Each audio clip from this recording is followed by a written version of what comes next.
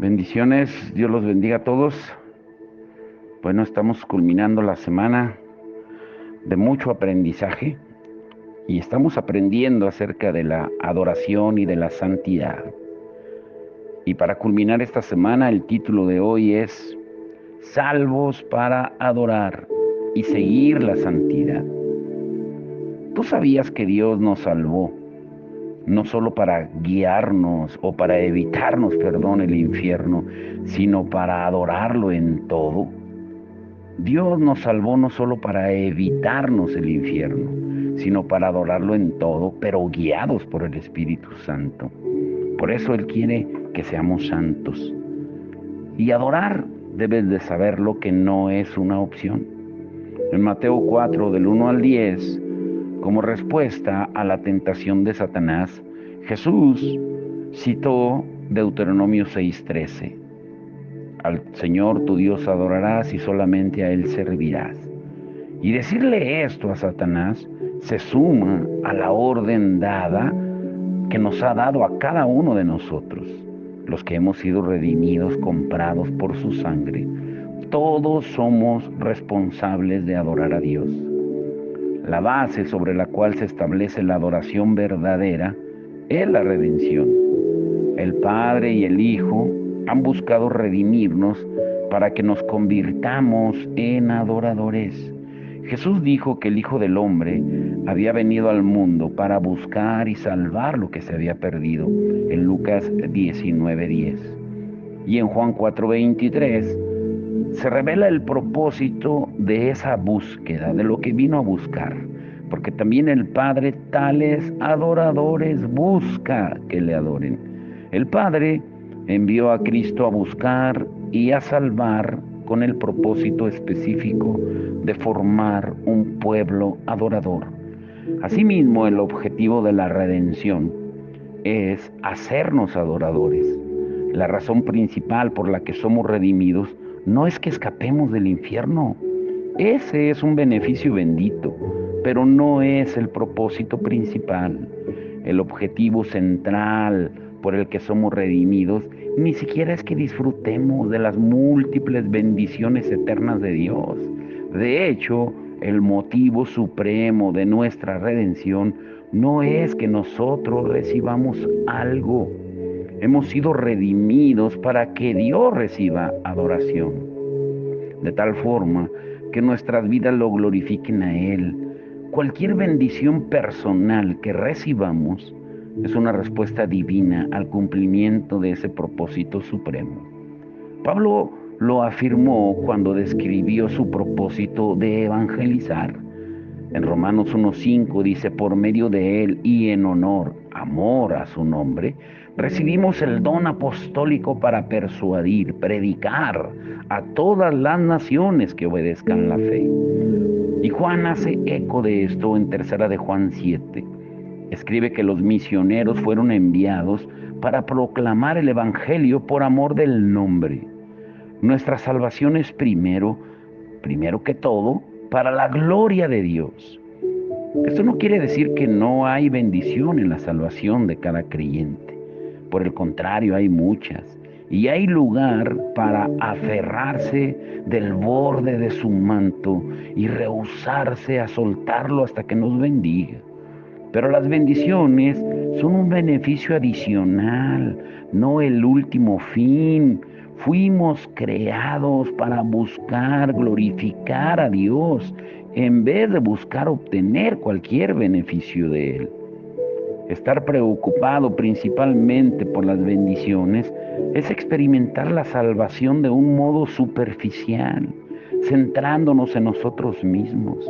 Jesús reprendió esa actitud en Mateo 6:33, cuando Él dijo, más bien busquen primeramente el reino de Dios y su justicia, y todas estas cosas les serán añadidas. A lo largo de las Escrituras, encontramos la confirmación de la verdad elemental de que la actividad principal de Dios siempre ha sido buscar verdaderos adoradores por la palabra de Dios. Vemos que toda la historia se consuma en el cielo. donde la totalidad de ese campo eterno de los redimidos resuena en adoración. El único propósito de que vayamos al cielo es que podamos adorar a Dios correctamente y para siempre. Nosotros, junto con los redimidos de todas las épocas, somos guardados para ese fin glorioso y eterno. En la eternidad pasada, antes de que los hombres fueran creados, antes de que la tierra fuera formada, ya existía adoración, ya había adoración. Y respecto a los ángeles, en Nehemías 9:6 dice, por eso te adoran los ejércitos del cielo. Esa es su actividad actualmente y ha sido su actividad desde su creación.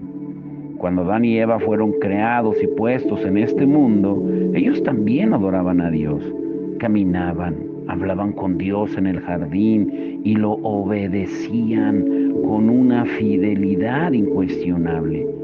El pecado llegó porque abandonaron la adoración pura al obedecer el consejo de Satanás acerca del mandato que Dios había expuesto claramente.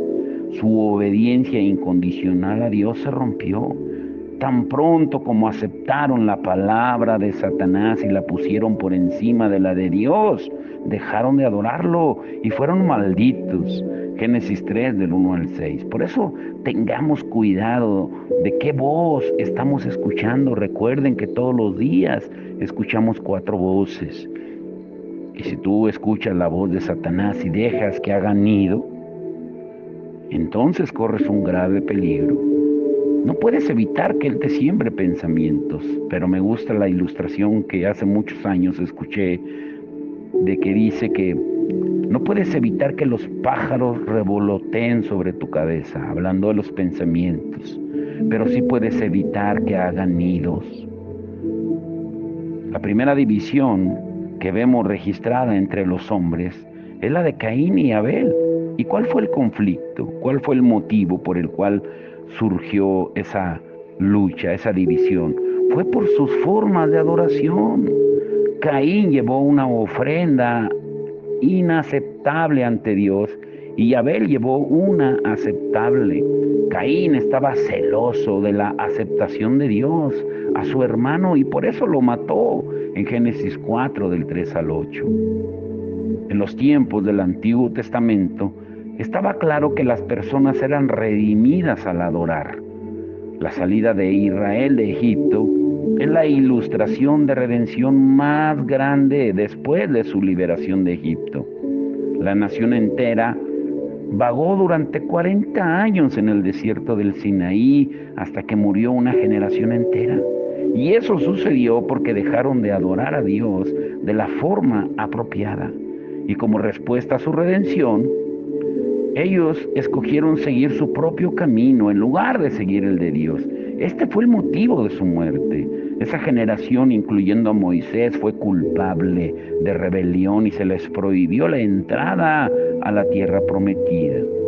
Antes de que la siguiente generación entrara finalmente a la tierra, Moisés les dio instrucciones para la celebración de la fiesta de los primeros frutos, la cual sería un recordatorio de la importancia de la adoración verdadera y aceptable.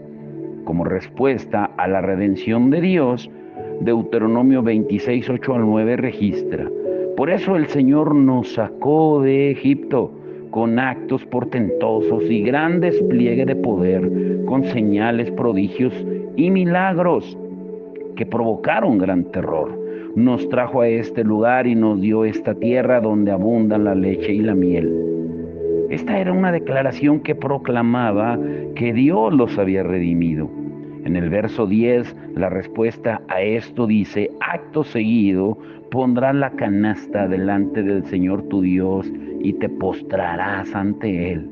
Una vez que los israelitas entraron en la tierra prometida, solo tenían que seguir una fórmula sencilla para garantizar la bendición de Dios: adorarlo de la forma aceptable.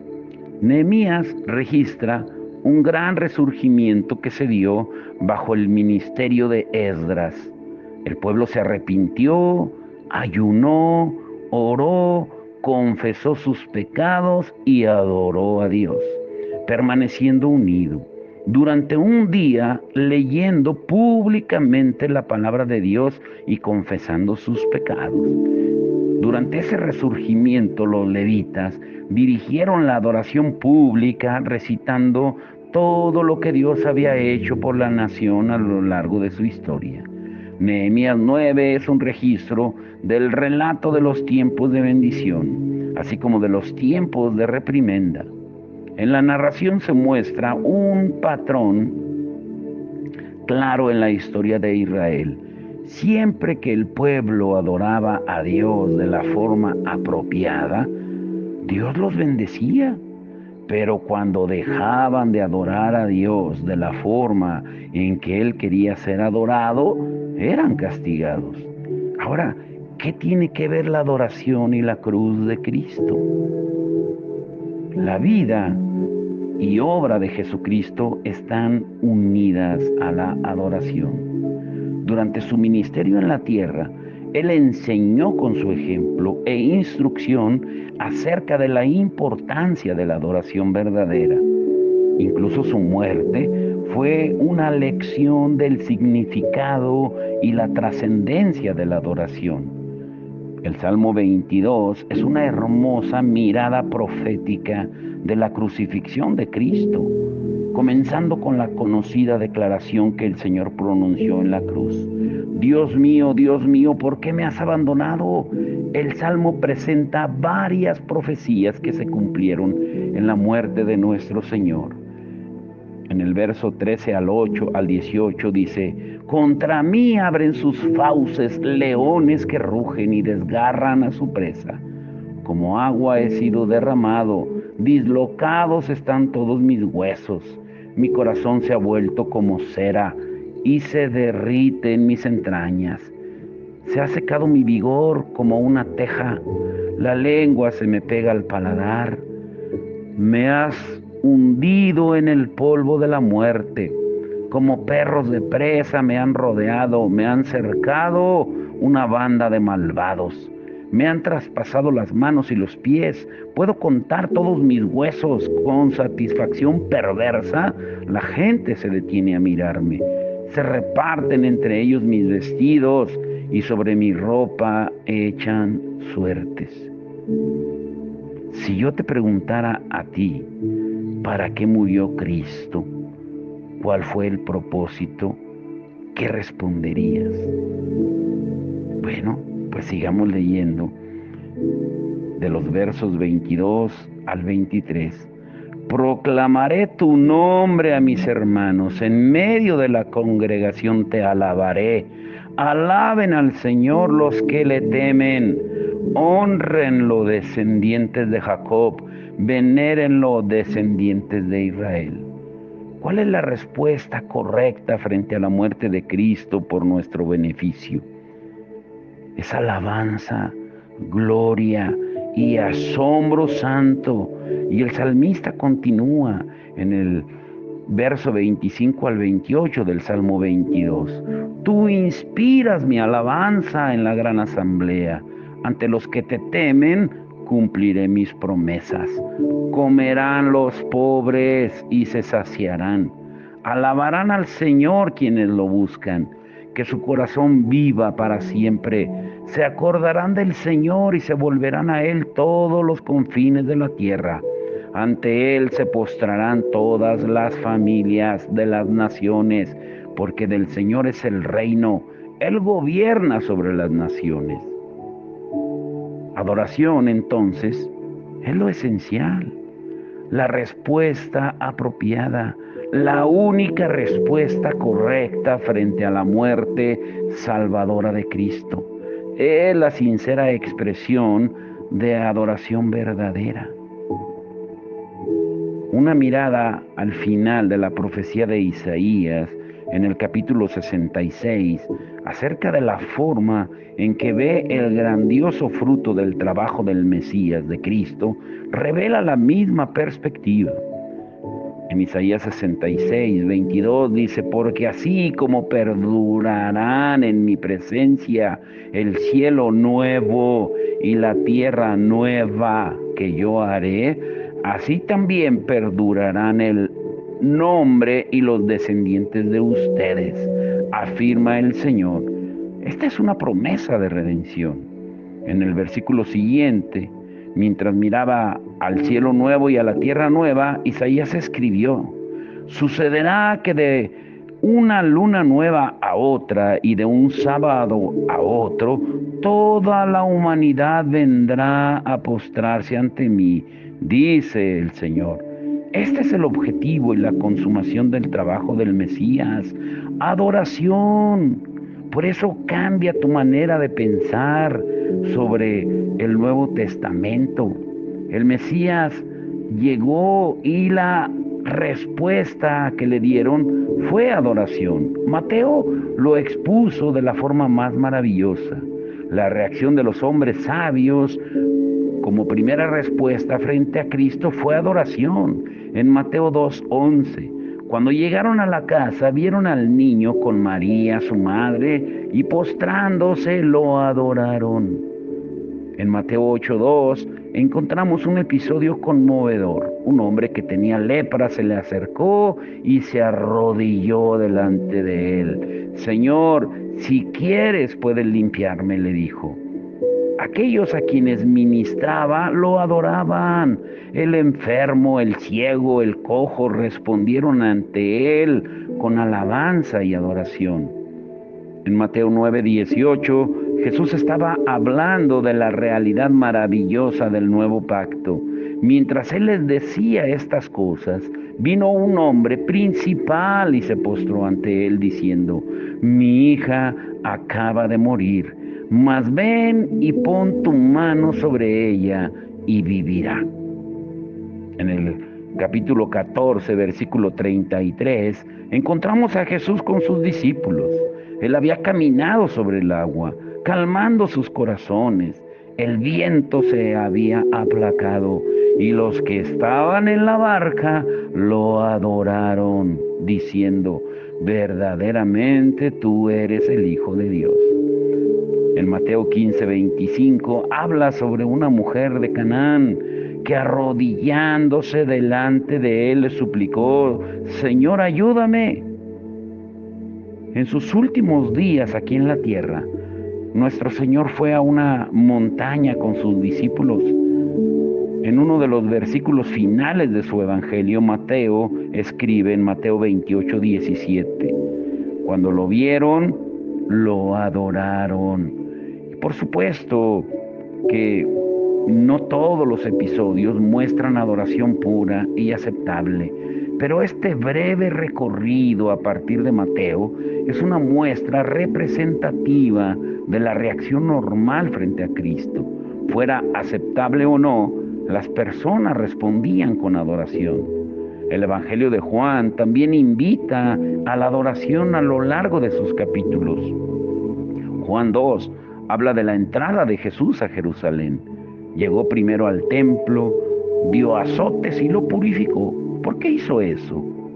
Porque Dios envió a Jesucristo al mundo a llevar verdaderos adoradores ante su presencia. Y para lograr esto, una de sus primeras acciones fue expulsar a los falsos adoradores. Imagínense que sucediera eso hoy en día. En el capítulo 3 del Evangelio de Juan, conocemos el primero de los verdaderos adoradores, Nicodemo. En el capítulo 4, Jesús le dice a la mujer en el pozo que el Padre busca verdaderos adoradores. Y podríamos estudiar este tema a través de todo el Nuevo Testamento, desde Mateo hasta Apocalipsis, donde encontramos un cuadro de eterna adoración universal a Dios. En la visión del final de los tiempos, descrita a lo largo del libro, Juan se enfoca repetidamente en actos de adoración. Podemos inferir que estos dejaron una profunda impresión en el apóstol.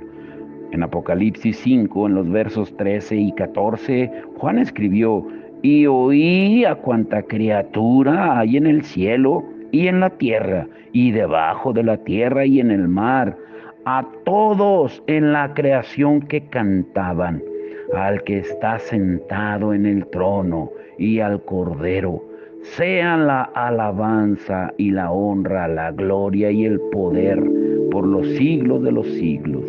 Los cuatro seres vivientes exclamaron amén, y los ancianos se postraron y adoraron. Y también escribió en el capítulo 11 de Apocalipsis, en los versos 15 al 17, tocó el séptimo ángel su trompeta, y en el cielo resonaron fuertes voces que decían: el reino del mundo ha pasado a ser de nuestro Señor y de su Cristo, y Él reinará por los siglos de los siglos. Los 24 ancianos que estaban sentados en sus tronos delante de Dios se postraron rostro en tierra y adoraron a Dios, diciendo: Señor, Dios todopoderoso que eres y que eras, te damos gracias porque has asumido tu gran poder y has comenzado a reinar. Y en el capítulo 14, versículos 6 y 7 de Apocalipsis dice: luego vi a otro ángel que volaba en medio del cielo y que llevaba el evangelio eterno para anunciarlo a los que viven en la tierra, a toda nación, raza, lengua y pueblo. Gritaba a gran voz: teman a Dios y denle gloria, porque ha llegado la hora de su juicio. Adoren al que hizo el cielo, la tierra, el mar y los manantiales. Observemos que el mensaje del ángel se llama el Evangelio eterno. ¿Cuál es el mensaje eterno? Teme a Dios y dale gloria, y adora a quien hizo los cielos y la tierra. Juan también registra las palabras de la multitud que sale victoriosa tras la confrontación con la bestia en Apocalipsis 15:4. ¿Quién no te temerá, oh Señor? ¿Quién no glorificará tu nombre? Solo tú eres santo. Todas las naciones vendrán y te adorarán, porque han salido a la luz las obras de tu justicia. ¿Y qué de la conducta de los ancianos y las criaturas vivientes? En Apocalipsis 19:4. Entonces los 24 ancianos y los 4 seres vivientes se postraron y adoraron a Dios, que estaba sentado en el trono, y dijeron: amén, aleluya. Y después Juan narra un episodio personal en Apocalipsis 19:10. Me postré a sus pies para adorarlo, pero él me dijo: no, cuidado, soy un consiervo como tú y como tus hermanos que se mantienen fieles al testimonio de Jesús. Adora solo a Dios. El testimonio de Jesús es el espíritu que inspira la profecía. Después, en esta visión, Juan de nuevo estaba tan asombrado que se postró a adorar al ángel y obtuvo la misma respuesta. El ángel le dijo: no, cuidado, soy un siervo como tú y como tus hermanos que se mantienen fieles al testimonio de Jesús. Adora solo a Dios, adora a Dios. Este es el Evangelio eterno, el mensaje que Dios ha dado desde la eternidad hasta la eternidad. Es el tema de la Escritura, es el tema desde el principio hasta el fin, es el tema de la historia redentora, es el tema del primer conflicto que existió en el cielo, en Isaías 14, Ezequiel 28, adorar al Dios verdadero, viviente y glorioso, antes de la creación, después de la creación, en la eternidad pasada, en la eternidad presente, en la eternidad futura y a lo largo de todo el tiempo. La adoración es el asunto central de toda la creación. Y aquí viene una pregunta que la estudiamos la semana pasada, pero ahora la vamos a ver desde otro ángulo. ¿Quién puede entrar a su monte santo? El Salmo 24, verso 3 al 6, nos da una imagen que es tal vez la más preciosa del Antiguo Testamento sobre un adorador aceptable. ¿Quién puede subir al monte del Señor? ¿Quién puede estar en su lugar santo? Solo el de manos limpias y corazón puro, el que no adora ídolos vanos ni jura por dioses falsos. Quien es así recibe bendiciones del Señor. Dios su Salvador le hará justicia. Tal es la generación de los que a ti acuden, de los que buscan tu rostro, oh Dios de Jacob. ¿Quién tiene derecho a estar en la presencia de Dios? ¿Quién tiene derecho a acercarse? Aquellos que lo buscan con manos limpias y corazón puro. Esto quiere decir quienes adoran a Dios de la forma adecuada. ¿Quiénes son los que adoran a Dios correctamente?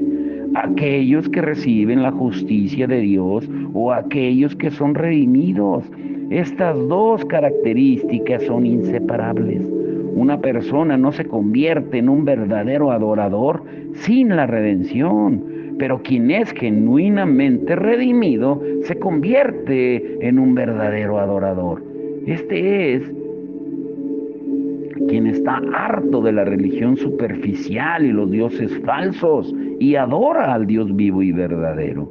Entonces la forma en la que tú adoras revela tu destino y así manifiesta si la vida de Dios está dentro de ti o no, demostrando si tú eres aceptable ante Dios. Los que son aceptados tienen manos limpias, es decir, viven en obediencia a Dios, han sido purificados y limpiados, tienen corazones puros, sus motivaciones y deseos son correctos, son bendecidos porque son una generación que verdaderamente busca a Dios, como dice el Salmo 24:6. Pero muchas veces vamos a fallar y en ocasiones nuestra adoración será menos de lo que debería ser. Pero buscaremos la gloria de Dios como quienes están comprometidos y se recrean adorando a Dios. Ningún creyente está satisfecho al ofrecer adoración que esté por debajo de lo que él quiere. Por otro lado, quienes rechazan adorar a Dios de la forma adecuada sufren una eterna separación de su presencia.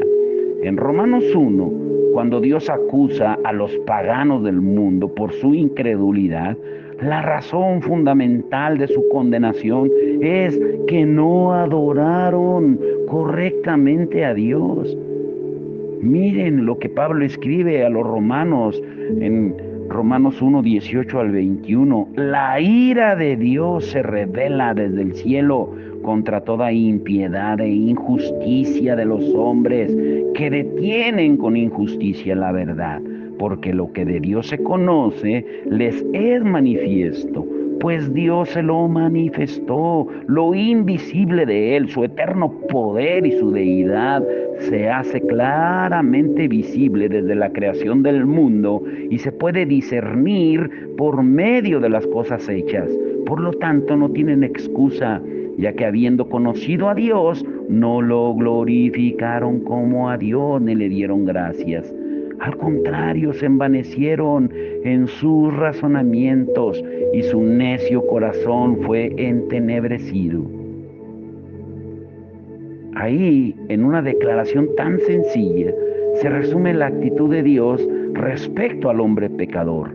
La condenación del hombre, dice Pablo, se origina en su resistencia a honrar a Dios como Dios. Si la adoración es la prioridad, la no adoración es la afrenta, el agravio más grave a Dios. Y rehusarse a adorarlo de la forma adecuada es la raíz del problema de la perdición humana. Y sin extendernos cuando se le da adoración a imágenes o a ídolos. La adoración inaceptable ha tenido consecuencias eternamente desastrosas, porque Dios no puede aceptar a alguien cuando su adoración es inapropiada. En cambio, los verdaderos adoradores experimentan la bendición eterna de Dios, y es con ese fin que Dios nos salva. Entonces, la redención puede verse como la transformación del adorador falso en uno verdadero. Si tú has sido verdaderamente salvo, eres un verdadero adorador. Si eres un verdadero adorador, tienes comunión con Dios. Asimismo, en la medida en que revises tu adoración, puedes comprender si eres salvo o no. La adoración se convierte en una prueba de la autenticidad de la salvación. En Juan 4, Jesús usa el término verdaderos adoradores para describir a todos los creyentes. El verdadero adorador es equivalente al cristiano, creyente, santo, hijo de Dios o cualquier otro término que describa nuestra unión con Cristo. Es quizás una descripción más adecuada porque expresa el resultado de la salvación en una terminología más activa y menos estática. Quienes adoramos al Padre en espíritu y en verdad, somos verdaderos adoradores. Como creyentes, no siempre adoramos de la forma tan completa y coherente como debiéramos. Sin embargo, somos verdaderos adoradores. De hecho, la adoración aceptable es la principal característica que nos distingue. Leer los versículos 23 al 25 de 1 Corintios 14 ayudará a profundizar nuestros pensamientos sobre este punto. Pablo les escribió a los creyentes en Corinto acerca de la importancia de tener orden en sus servicios. Habló en contra de los excesos de la reunión corintia, particularmente respecto a las lenguas y los dones espirituales. Los reprendió por el caos y la confusión que se estaba presentando en su reunión. Y dice, así que si toda la iglesia se reúne y todos hablan en lenguas y entran algunos que no entienden o no creen, ¿no dirán que ustedes están locos? Pero si uno que no cree o uno que no entiende entra cuando todos están profetizando, se sentirá reprendido y juzgado por todos, y los secretos de su corazón quedarán al descubierto. Así que se postrará ante Dios y lo adorará, exclamando, realmente Dios está entre ustedes. En otras palabras, si realmente desea abrir en dos el corazón de otra persona, si realmente quiere que crea y desee experimentar la presencia de Dios y su poder transformador, lo mejor que puede hacer es no hablar en lenguas, más bien háblele de forma que entienda, háblele de aquello que pueda declararlo culpable y condenarlo y de lo que puede revelarle el estado de su corazón. Cuando la persona sea alcanzada, su respuesta será adorar. Así que se postrará ante Dios y lo adorará. La salvación produce adoradores. Filipenses 3:3 presenta lo que puede ser la mejor definición en toda la Biblia de lo que es un cristiano. Yo diría la marca del creyente. Dice, porque la circuncisión somos nosotros, los que por medio del Espíritu de Dios adoramos. Nos enorgullecemos en Cristo Jesús y no ponemos nuestra confianza en esfuerzos humanos. ¿Qué quiere dar a entender aquí? Está presentando un contraste entre el cristiano y el judío, quien enseñaba que la marca del creyente era física, la circuncisión. Y Pablo dice, en cambio, que tenemos una marca espiritual. Un judío se identifica por la circuncisión física, pero si tú quieres identificarte como cristiano, ¿qué va a usar? Y aquí muestra nuestra marca. Aquí está la forma en la que nos distinguimos, porque nosotros somos la circuncisión, los que en espíritu servimos a Dios y nos gloriamos en Cristo Jesús, no teniendo confianza en la carne. A pesar de lo que se ha escrito, la marca verdadera del cristiano no es solo el amor. La marca del cristiano es la verdadera adoración a Dios en espíritu. Todas las virtudes afloran a partir de esto. ¿Y tú qué? Un cristiano es un adorador de Dios que no está preocupado por lo que obtiene, sino por lo que da. No solo está buscando una bendición, sino que se ofrece a Dios como sacrificio. El sacrificio de compartir, de obrar justamente, es la base de la adoración, la llave que abre la puerta y hace que sea posible la adoración. La salvación es la que transforma a un adorador inaceptable en uno aceptable. Y para concluir, quiero dejarte con esto. Si tú has sido redimido y no estás adorando de una forma aceptable, estás negando aquello por lo que fuiste redimido. Piensa en esto. ¿Adoras a Dios? ¿Es un estilo de vida para ti? La Escritura dice, el destino nos llama a adorar, la eternidad nos llama a adorar, los ángeles nos llaman a adorar, nuestro Señor lo ordena. ¿Eres un verdadero adorador? Como verdadero adorador, tu adoración es como debiera de ser. Vamos a orar. Y el domingo prepárate para el mensaje. No te doy ningún adelanto, solo te digo que el Señor nos enseñará cómo despojarnos de esas vestiduras viles a vestiduras santas para ser verdaderos adoradores. Padre, en el nombre de Jesús te damos gracias por tu palabra, Señor, que nos enseña, Señor, todos los días, porque es una fuente inagotable de sabiduría. Es una fuente inagotable de agua viva. Señor, gracias. Gracias, Padre, porque podemos entender el propósito por el cual fuimos creados. Que adorar es la máxima prioridad de nuestra vida. Que es lo que estaremos haciendo por la eternidad. Y que es el único ministerio que ejercemos en la tierra y que tiene un impacto eterno en el cielo. Hoy, Señor, tú nos hablas de la adoración desde el principio hasta el fin. Ese es el llamado que nos haces a cada uno de nosotros. Porque cuando te adoramos, Señor, no le damos lugar a las preocupaciones. No le damos lugar, Señor, a lo que el enemigo nos quiera sembrar en la mente. De aflicciones, de argumentos, de duda, de temor, de miedo. Nada, Señor. Ni siquiera podemos temer a la muerte cuando pensamos en ti, porque sabemos que en un abrir y cerrar de ojos estaremos contigo, Señor. Que anhelemos estar en tu presencia todos los días de nuestra vida. Que anhelemos adorarte como tú lo mereces. Que volvamos, Señor, a entrar en tu presencia. Señor, yo te ruego en especial por aquellos que se han alejado de ti, pensando que pueden ser autosuficientes sin tu ayuda, que los traigas de vuelta, que sea tu Espíritu Santo convenciendo. Aquellos que están incluso padeciendo enfermedad por su desobediencia, aquellos que están padeciendo opresión por la desobediencia. Tu palabra es clara, la desobediencia trae consecuencias. Pero la obediencia trae bendición y protección. Por eso, Señor, enséñanos a adorarte como es debido, bajo la guianza del Espíritu Santo, porque el único que puede defendernos es tu Espíritu, porque no es con espada ni con ejército, sino es con tu Espíritu Santo.